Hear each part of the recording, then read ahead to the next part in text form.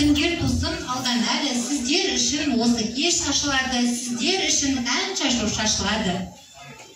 Бүгінгі әуендік кеште балабақшамыздың жас оркестр қатысушыларын ортаға шақырамыз. Ол Тайдың Бәйтерек тобының бүлдіршіндері.